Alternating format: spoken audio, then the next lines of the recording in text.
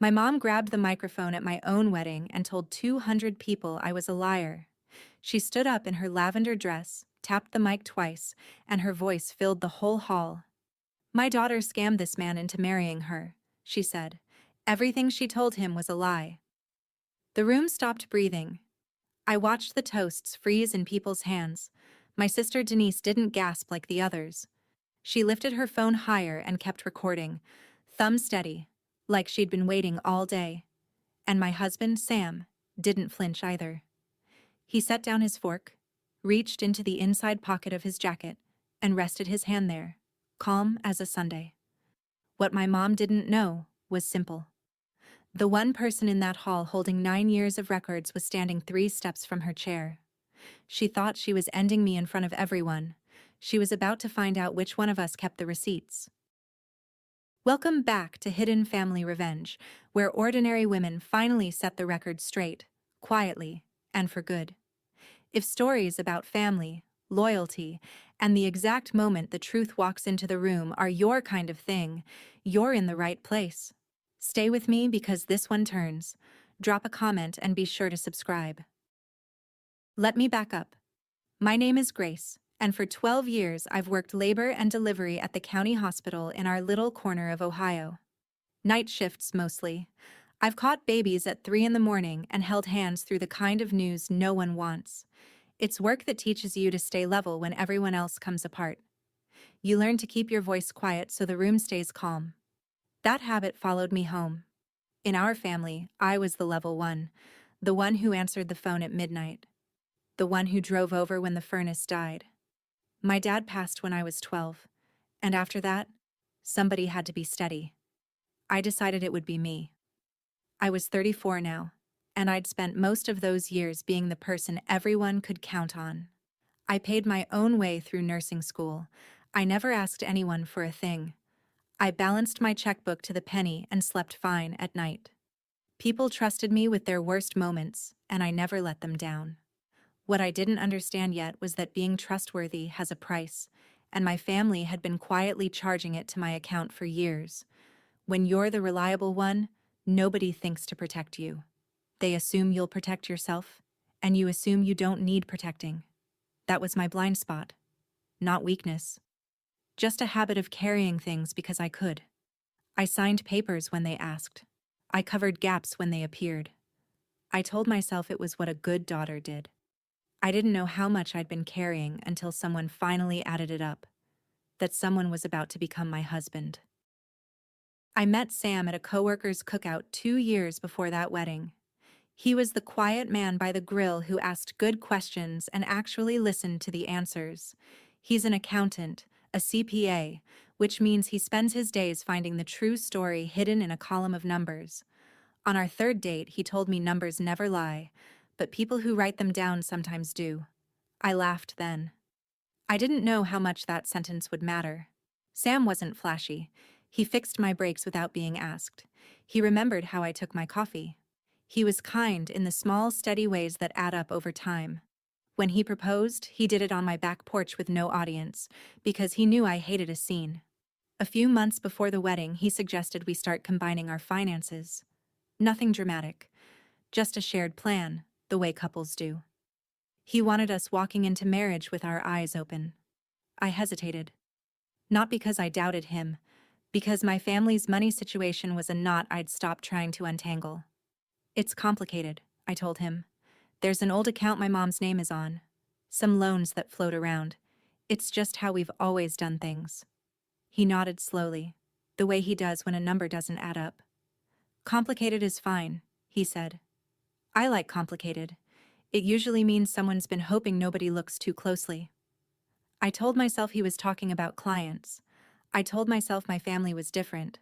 I was about to learn that hope was doing a lot of heavy lifting in that sentence, because when Sam finally did look closely, the picture that came into focus was one I'd been avoiding my whole adult life.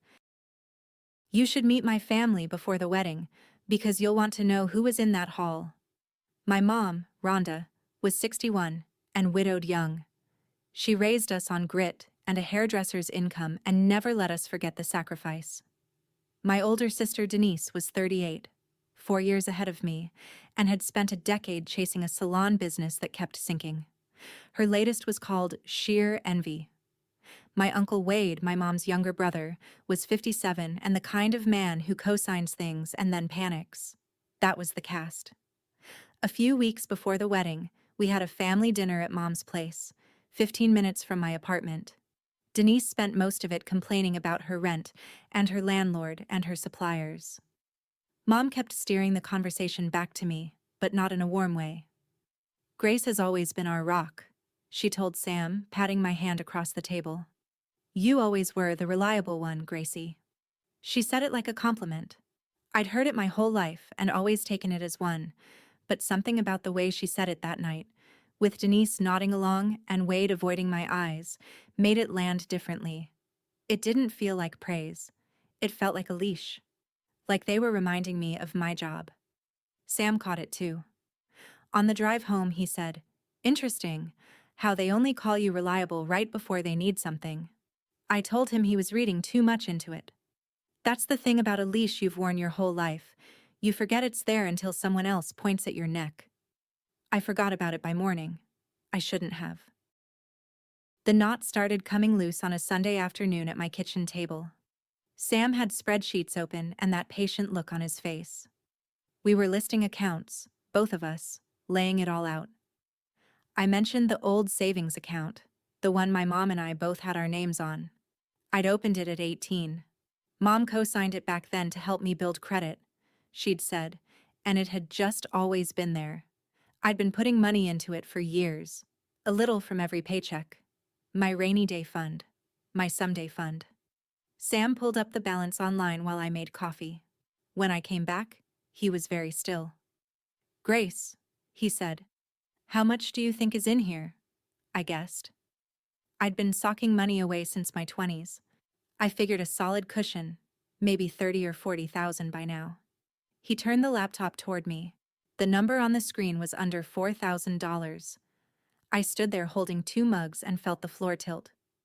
"That's not right," I said. "That has to be a mistake." Sam didn't say anything for a moment. He was scrolling, and his jaw had gone tight. "It's not a mistake," he said finally. "The money went somewhere, regularly, for years." I set the mugs down before I dropped them. My rainy day fund, the thing I'd built one careful deposit at a time, had been draining out the back the whole time I'd been filling it up front. Where did it all go? I already knew the answer sat somewhere in my own family. I just wasn't ready to say the name out loud. Here's what I need you to understand, because I asked myself the same question you're asking now. How did a woman who counts everything miss this? The truth is, I didn't fully miss it. 2 years earlier, I'd noticed the balance looked lighter than it should. I'd called my mom about it. "Oh, honey, I moved some things around," she'd said. "Don't you worry about that account. I keep an eye on it." I remember standing in the hospital break room, tired off a double shift, deciding to trust her. She was my mother. She was on the account for a reason. I told myself I'd sit down and go through it properly on my next day off. Then a patient coded, and a shift became a week, and the week became a season. Once, I'd even called the bank to ask about closing it and just keeping my own account. The man on the phone told me it wasn't that simple. Both names were on it. Both owners had rights. Closing it would take paperwork and cooperation from both of us. I'd meant to push. Life kept pushing back harder. So no, I wasn't a fool who never looked. I was a busy woman who looked, got a soothing answer from someone she loved, and set the worry down because she had 10 other worries stacked on top of it. That's how they get you. Not with one big lie, with a small, warm reassurance, repeated, from a voice you've trusted your whole life. But that Sunday at my kitchen table, with the real number glowing on Sam's laptop, the soothing answer stopped working. I picked up my phone and requested every statement the bank had on file. All of them, however many years it took. While I waited for those statements, the wedding kept coming toward us like weather. We'd picked a small church in town and the old Grange Hall for the reception, the one with the string lights and the wood floor that everybody's cousin got married on. 200 guests, give or take. Half the county, it felt like. My mom had thrown herself into helping, which should have warmed me and instead made me uneasy. Rhonda didn't usually volunteer, but she'd insisted on managing the guest list, the seating, the order of the toasts. "Let me do this for you, Gracie," she said. "You've done so much for everyone. Let your mother handle it." A month before, that would have felt like love. Now, every offer came with a shadow behind it. She wanted control of the room. I could see that clearly now, even if I couldn't yet say why. She fussed over who sat where. She wanted to know exactly when speeches would happen and who would hold the mic. She asked twice whether Sam's family had questions about our side. At the time, I thought she was just being an anxious mother of the bride. Looking back, she was a woman preparing a stage. She'd learned I'd requested the statements. She knew the numbers were coming. And somewhere in her mind, a plan was forming to get out ahead of them. If the truth was going to come out, she decided, it would come out on her terms, in her words, in front of everyone I knew. She just needed the microphone, and she'd made very sure she'd be the one holding it. I couldn't wait for the paperwork to sit still. 2 weeks before the wedding, I drove the 15 minutes to my mom's house to ask her directly. I sat at the same kitchen table where she'd braided my hair as a girl. I kept my voice calm, the way I do with a scared patient. "Mom," I said, "the savings account is almost empty. I've been putting money in for years. I need to understand where it went." She didn't look surprised. That was the first thing that told me everything. A woman surprised by a question looks up. My mother looked down at her coffee. "Some of it went to help Denise," she said. "The salon. You know how she struggles." "Some of it?" I repeated. "How much?" She waved her hand like she was shooing a fly. "Does it matter? Between family? We help each other. That's what your father would have wanted." Then she said the sentence I'll hear for the rest of my life. She looked me dead in the eye, chin up, and said, "We're family. That money was always ours." Ours. Not mine that I chose to share. Ours. As if my name on those deposit slips was a formality. As if 12 years of night shifts had been feeding a family pot I never agreed to fill. I didn't yell. I sat very still and felt something old and load-bearing quietly crack. "It wasn't ours, Mom," I said. "It was mine. I just let you think otherwise." She smiled at me then, almost gently, and I understood that she truly did not see the difference. In her mind, I existed to be drawn from. I drove home in silence and started making a different kind of plan. The obvious move was to close the account. I tried. The next morning, I went to the branch in person, driver's license in hand, ready to shut the whole thing down. I sat across from a young banker named Priya and told her I wanted to close a joint savings account, effective immediately. She pulled it up, then gave me the careful smile of someone about to deliver bad news. "This is a joint account with rights of survivorship," she said. "Both owners have full access. Under this bank's policy for this type of account, to close it cleanly we need both parties to agree, or at least to be notified. One owner can't just erase the other." "She's my mother," I said. "She's been draining it." "I understand," Priya said, and she looked like she meant it. "But on an account set up the way yours was, her name gives her the same standing as yours here. You can withdraw your own funds today. You can't lock her out overnight. And if she contests the closure, our process to force it through over her objection could take weeks." Weeks. The wedding was in 13 days. I could pull out what little was left, and I did, moving it somewhere my mom couldn't touch. But the account itself, the shared thing with both our names, couldn't just vanish before the wedding unless Rhonda cooperated. And Rhonda, I now understood, would never cooperate, because the open account was the last thing tying my money to her reach. So I did the one thing I could still do cleanly. I made sure every statement, every transfer, every date and dollar was documented and in my hands.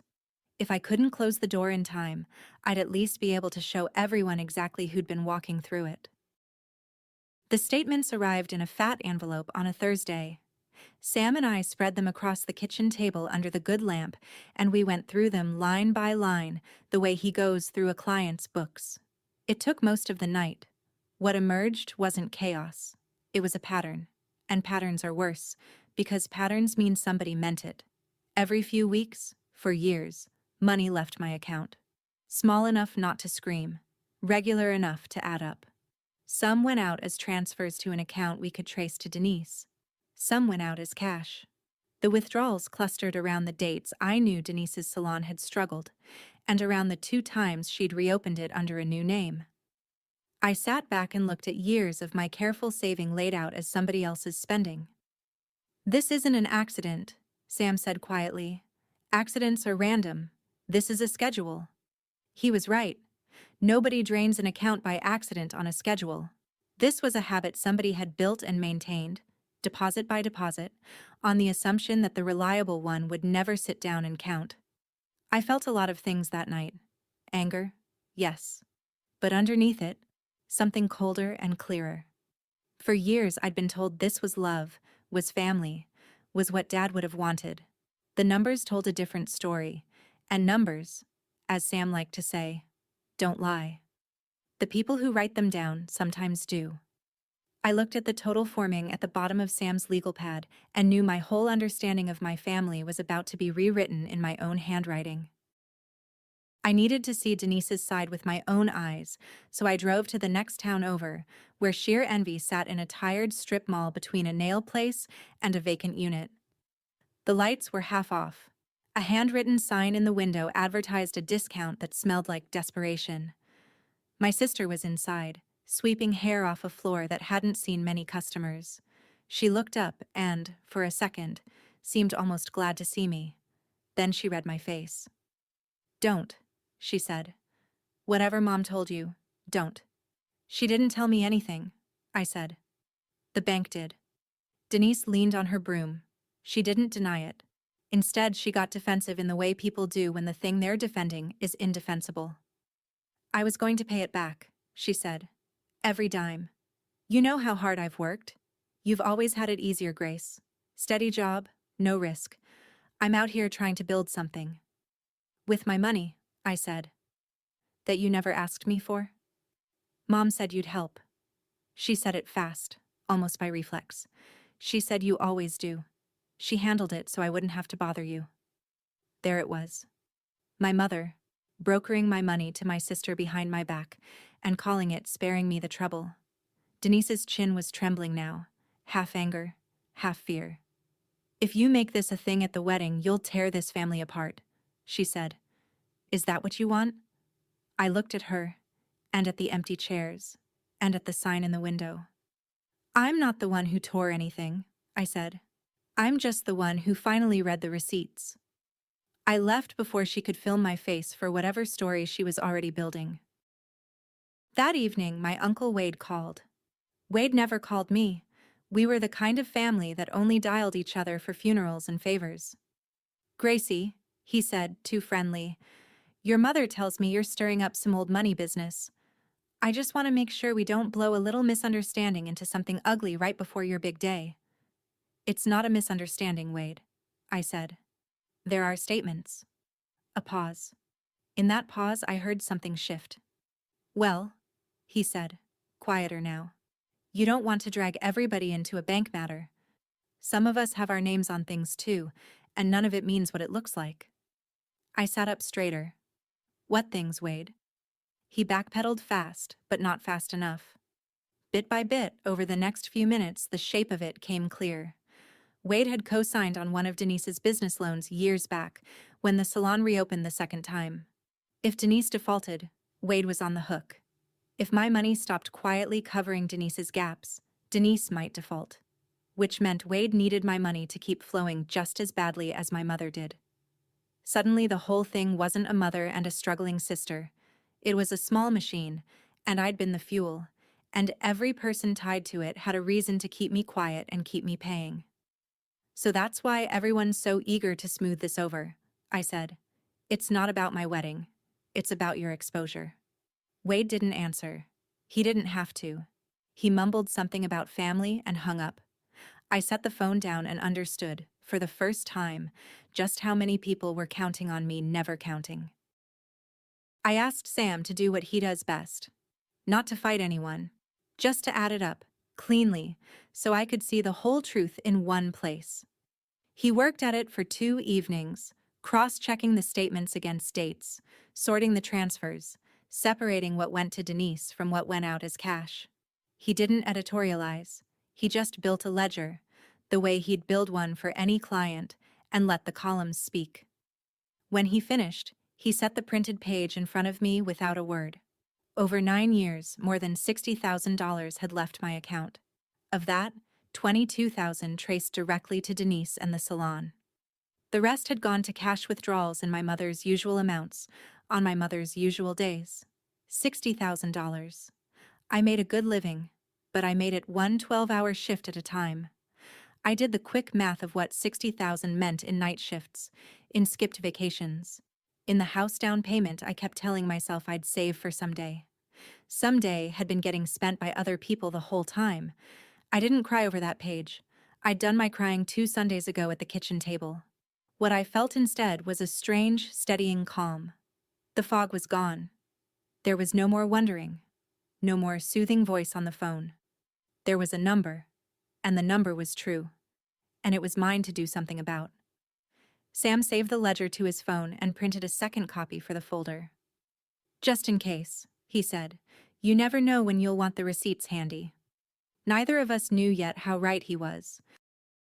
You'd think that with the numbers in hand, my mother would have retreated.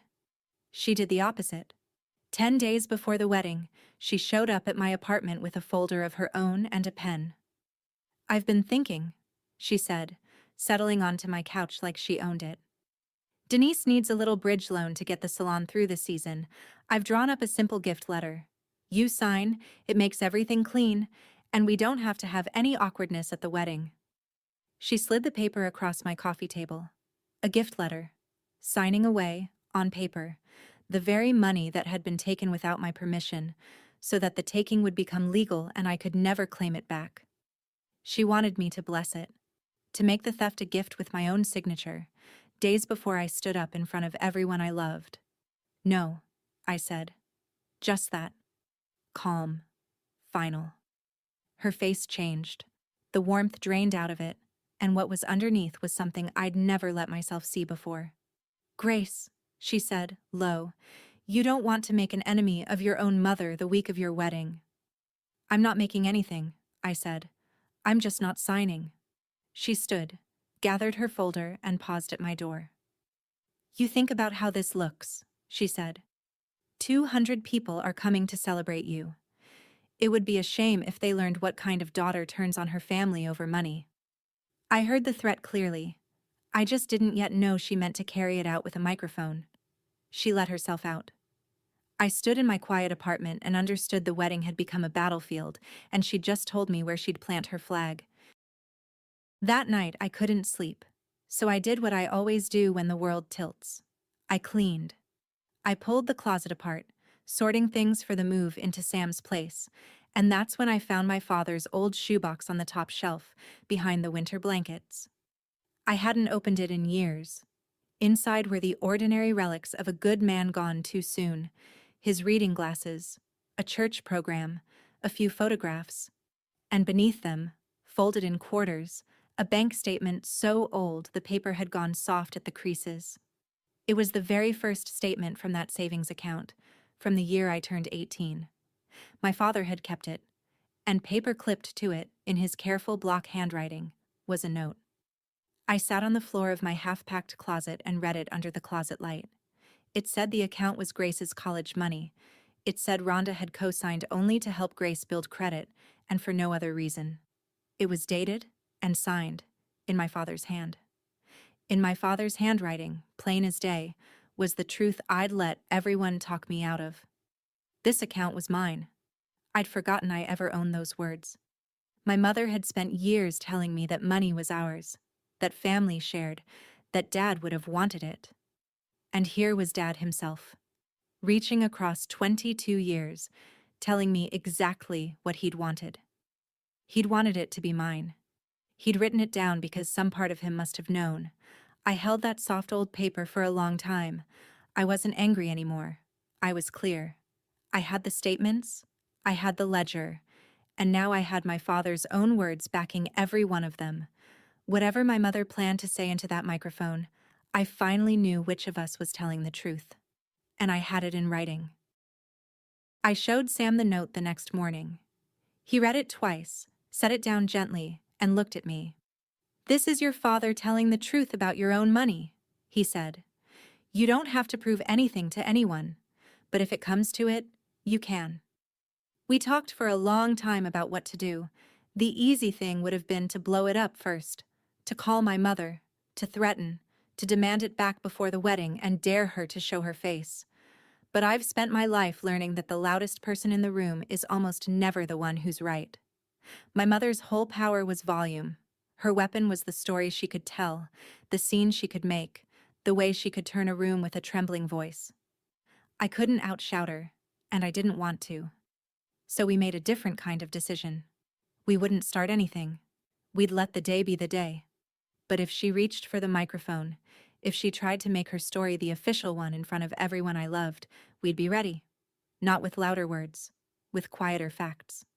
"She'll bring noise," Sam said. "We'll bring the numbers." I nodded. It felt right in a way that yelling never would. Let her be loud. Loud fades. A number on a page just sits there, being true. I went to bed that night strangely at peace. The account still wasn't closed, the paperwork still grinding along behind the scenes. But I wasn't afraid of the wedding anymore. I'd stopped hoping my mother would do the right thing. I'd started preparing for her to do the wrong one. There's a kind of calm that comes from that. I slept better than I had in weeks. My mother, it turned out, had her own sleepless nights. I learned later, from an aunt who couldn't keep a secret, that Wade had told Rhonda I'd pulled all the statements, that I had a folder, that the reliable one had finally sat down and counted. It rattled her. A few days before the wedding she called me, and for once she didn't lead with a demand. Her voice was thin. "You know I never had anything handed to me," she said. "Your father died and left me with 2 girls and a chair in a salon that wasn't even mine. I was 39, and terrified. I promised myself I'd never be poor and helpless again. Never." For a moment I felt it. The real fear under all of it. A young widow doing math at a kitchen table, deciding survival justified anything. I understood her, truly, for the length of one breath. Then she kept talking. "So you'll understand," she said, her voice hardening again, "why I did what I had to, and why you're going to let it go. Family protects family, Grace. You of all people know that." And the sympathy closed like a door. Because there's a difference between a scared young widow and a woman of 61 asking her daughter to sign away $60,000 and smile about it. Fear explains where she started. It doesn't excuse where she'd chosen to stay. She wasn't drowning anymore. She'd learned to breathe underwater by holding my head down. "I understand you were scared, Mom," I said. "I don't understand why I'm still paying for it." She hung up. I stood there knowing that the fear I'd just heard was about to turn into something else. Cornered people don't get quiet. They get loud. 2 days before the wedding, I stopped by Mom's to drop off the last of the seating cards, and I heard them before I saw them. The kitchen window was open. Rhonda and Denise were at the table, talking low, and my name kept surfacing. I stood on the back step, half ashamed to listen and unable to stop. "If she says anything at all, you have to get ahead of it," my mother was saying. "We tell it first. We tell it our way." A woman who'd shame her own mother over money right before her wedding. "People will side with the mother, Denise. They always do." "And I'll have it on video," Denise said. "So there's proof of how she acted." "Exactly. You film. I'll speak. We control the story." I stood very still on that step. They weren't planning to defend themselves if I brought it up. They were planning to strike first, to paint me as the villain in front of 200 witnesses before I could say a word, and to record my reaction so the story would live online forever. My own mother and sister, choreographing my public humiliation like a wedding toast. I could have walked in. I could have screamed. Instead, I set the seating cards on the step where they'd find them, and I drove home, hands steady on the wheel, more certain than ever. They'd just told me the plan. Rhonda would grab the mic, Denise would film. They'd move first. Which meant I didn't have to guess anymore. I only had to be ready for the exact moment it came. And thanks to my mother's need to rehearse, I knew precisely where the knife was coming from. The night before the wedding, my mother came by with a tin of the lemon bars she'd made for every important day of my life. It was such a normal gesture that for a second I forgot everything. She sat on my couch and looked around at the boxes, the dress hanging on the closet door, the whole small evidence of a life about to change. My baby, getting married, she said softly, and her eyes were wet, and I honestly couldn't tell how much was real. Then she reached over, squeezed my hand, and said it again. You always were the reliable one, Gracie. This time I heard every layer in it. It wasn't a compliment. It never had been. It was an instruction, a gentle, lifelong reminder of my assigned role. Be the one who absorbs. Be the one who doesn't make a scene. Be the one we can count on to keep quiet and keep paying. 34 years I'd worn that word like a medal. That night, on the couch, I finally felt it for what it was, a collar. I looked at her and I didn't argue. There was nothing left to argue. I know, Mom, I said. I've been reliable my whole life. She smiled, satisfied, hearing agreement where I meant something else entirely. She left the lemon bars and kissed my forehead and drove off into the dark, certain she had me managed. I stood at the window and watched her taillights shrink. Tomorrow, she would reach for a microphone in a room full of the people I loved. She thought reliable meant I'd take it. She was about to learn what reliable really meant. It meant that when I finally decided to tell the truth, every single number would be exactly where I said it was. The morning of the wedding was blue and clear, one of those Ohio spring days that makes you forgive the whole, long winter. I got ready in the little room off the church with 2 nurse friends who'd known me for years. My hands were steady. People kept asking if I was nervous, and I wasn't. Not the way they meant. I was calm the way I am before a hard delivery, when I know the room might get complicated and I've already decided to be the steady one. Sam found me for a minute before the ceremony, in the hallway, away from everyone. He looked handsome and serious in his gray suit. He didn't ask if I'd changed my mind about staying quiet. He just patted the inside pocket of his jacket. It's here, he said. The ledger, the statements, all of it. I hope we don't need it. Me too, I said, and meant it. I didn't want a scene at my own wedding. Nobody sane does. But wanting peace and expecting it are 2 different things, and I'd stopped expecting it the moment I heard my mother rehearsing through her kitchen window. If she reaches for that microphone, Sam said quietly, you don't have to do anything. Just look at me. I'll handle it. I squeezed his hand. Out in the sanctuary, I could hear the guests settling into the pews, 200 voices murmuring, the organ warming up. Somewhere in the front row, my mother was sitting in her lavender dress with a plan folded up inside her like a second heartbeat. I took a breath, the deep kind I take before I walk into a room that needs me steady. Then I picked up my flowers. Whatever was coming, it was coming today.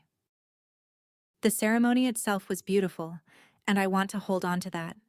Because it was real, and it was mine. Pastor Dale, who'd known me since I was a girl in the second pew, married us under the tall church windows with the spring light coming through.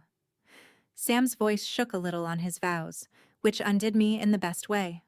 I got through mine without crying, mostly. When Pastor Dale pronounced us married, the whole church stood and clapped, and for a few golden minutes I forgot every folder and ledger and lemon bar. I was just a woman who'd married a good man. My mother sat in the front row and dabbed her eyes with a lace handkerchief. To anyone watching, she was the picture of a proud mother of the bride. I caught her eye once during the ceremony and she smiled at me, warm and wet-eyed, and a foolish part of me hoped. Maybe she wouldn't do it. Maybe standing in that holy light, watching her daughter marry, she'd feel something soften. Maybe the plan I'd overheard would stay folded up and unspoken, and we'd all just go dance and eat cake and let it lie. I let myself hope that, walking back down the aisle on Sam's arm into the applause and the sunlight. It's the last time that day I let hope do my thinking for me, because the ceremony was the church, the reception was the Grange Hall, and a microphone doesn't belong to a sanctuary, it belongs to a stage. My mother had made very sure she'd be the one holding it when we got there. The beautiful part was over. The true part was about to begin. The Grange Hall glowed. String lights crisscrossed the ceiling, and the long tables were dressed in white, and 200 people I'd known my whole life packed in under the rafters with plates of chicken and warm rolls. For an hour it was perfect. There was laughter and toasts from Sam's brother and my maid of honor, and the good clatter of a country reception in full swing. But I was reading the room the way I read a monitor. I saw the small signs. Wait at his table. Not eating, glancing again and again toward my mother. Aunt Carol beside him, twisting her napkin. Denise near the front, her phone already out, held low, screen up, thumb resting on it. And my mother, at the head table, sitting very upright, waiting with the patience of someone who has decided exactly when she'll move. When the dinner plates were clearing, she rose. She smoothed her lavender dress, and she walked to the little riser where the microphone stood on its stand, and she picked it up. A few people clapped, expecting a sweet mother of the bride speech. I felt Sam go still beside me. Under the table, his hand moved to the inside of his jacket, just resting there, not yet pulling anything out. My mother tapped the mic. The speakers popped. The room turned toward her, warm and expectant, 200 faces ready to be moved. I set down my fork. I looked at Sam. He looked back at me and gave the smallest nod. "Here it comes," that nod said. "Whatever you need." Across the room, Denise raised her phone until the little glowing rectangle pointed straight at me, and my mother opened her mouth. "Thank you all for coming," my mother began, and her voice was honey. "It means the world to see my Grace so happy, surrounded by everyone who loves her." A warm murmur moved through the hall. She let it settle. She was good at this. I'll give her that. She knew how to hold a room.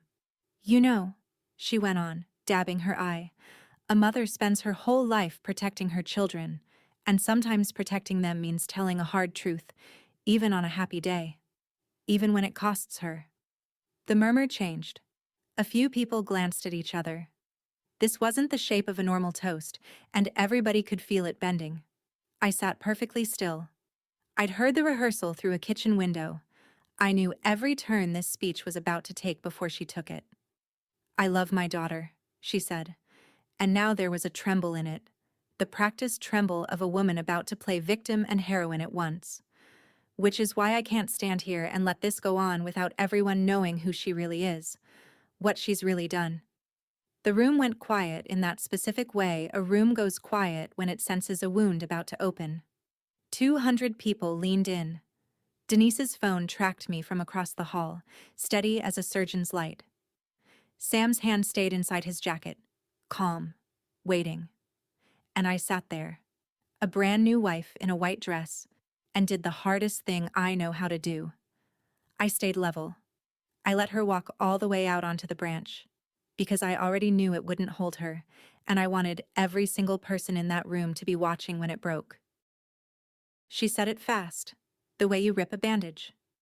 "My daughter scammed this man into marrying her," my mother announced, sweeping her arm toward Sam. "Everything she told him was a lie. She let him think she's this responsible, honest woman. The truth is, she's been hiding money, turning her own family against each other, and lying to every one of you." The hall went so silent I could hear the string lights hum. 200 people stopped breathing at once.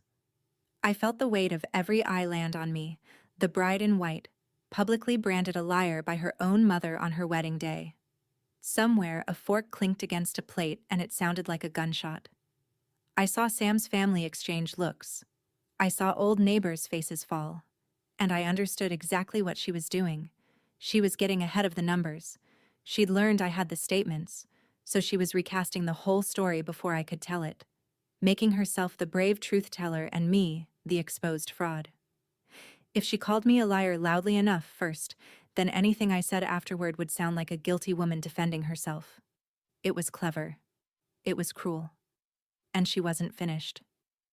"I've carried this family my whole life," she said, her voice rising, working the room. "I gave everything for these girls. So yes, when times were hard, family helped family, and now she wants to punish us for it."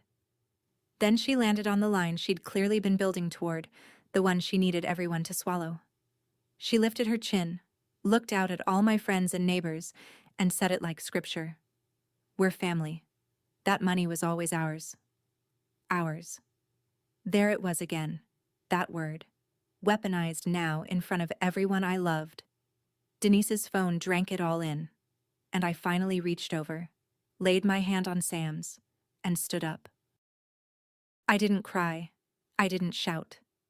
I stood up slowly in my white dress, and 200 faces swung from my mother to me. I could feel what they expected. A sob, a denial, a daughter falling apart. That's the story my mother had set up, and a broken bride would have completed it perfectly. I gave them something else. I smoothed my dress the same way she'd smoothed hers, and I walked, unhurried, to the little riser where she stood clutching the microphone. Up close, I could see the triumph in her eyes, and underneath it, a flicker of doubt, because I wasn't behaving the way the reliable one was supposed to behave. "May I?" I said quietly, and held out my hand for the mic. She hesitated. To refuse would look wrong in front of everyone, so she gave it to me, and the moment my fingers closed around it, I felt the room shift its weight, ever so slightly, back toward me. I turned to face my guests, my friends, my neighbors, my brand new husband, watching me with a steadiness that matched my own. I let the silence hold for a breath. I've learned in 12 years of hard rooms that calm is louder than screaming, if you can hold it. "Thank you, Mom," I said, and my voice didn't shake. "You're right about one thing. Somebody in this room has been lying for a very long time." A ripple went through the hall. 200 people who'd braced for a meltdown got a level voice instead, and level was so much more unsettling. My mother's smile thinned. "And since we're being honest at my wedding," I said, "let's be honest all the way." I looked at Sam. He rose to his feet. "Most of you have known me my whole life," I said into the mic, and I kept my voice easy, almost gentle, like I was talking one scared patient down instead of 200 people. "You've called me the reliable one, the steady one, the daughter who never makes a fuss. That's true. I don't make a fuss. So I want you to understand that I wouldn't say what I'm about to say unless every word of it could be proven." I paused. Nobody moved. Even Denise's phone had drifted lower, forgotten for a second in her hand. "My mother just told you I've been hiding money and lying to my husband," I said. "Here's what actually happened. For 9 years, money has been quietly leaving a savings account with my name on it. Money I earned, one night shift at a time. I didn't hide it. I didn't even know the full size of it until a few weeks ago, when I finally sat down and pulled every statement the bank had." A murmur started, low and uncertain. I could see people doing the math on their faces, remembering that I was a nurse, not a schemer. "My mother is right that this is about family," I said. "She's just wrong about who lied, so I'm not going to stand here and argue with her. Arguing is just two people's word against each other. Instead, I'm going to show you." I turned to Sam. He'd come to stand at the edge of the riser, phone already in his hand, calm as a man reading a weather report. "This is my husband, Sam," I said. "He's an accountant, and at my request, he put every one of those numbers in one place." I nodded to him. "Show them." Sam stepped up beside me and turned to face the room, and I watched 200 people recalibrate. This wasn't a hysterical bride anymore. This was a quiet man in a gray suit holding a phone, and quiet men holding phones make people nervous in a way that shouting never does. "Good evening," Sam said, and his voice carried without him ever raising it. "I do this for a living. I find the true story inside people's finances, so I'm not going to give you my opinion tonight. I'm going to give you the record." He held up the phone so the front tables could see. Then he reached into the folder under his arm and set a small stack of printed pages on the nearest table. I printed copies of the bank's own statements, he said. Don't take my word for anything. Pass these around, read them yourselves. The pages moved hand to hand through the front tables. I watched neighbors bend over the columns, tracing the dates with their fingers, and I saw the exact moment each face changed from doubt to certainty. He handed one full set to Pastor Dale, who put on his glasses, read it slowly, and gave a single grave nod to the room,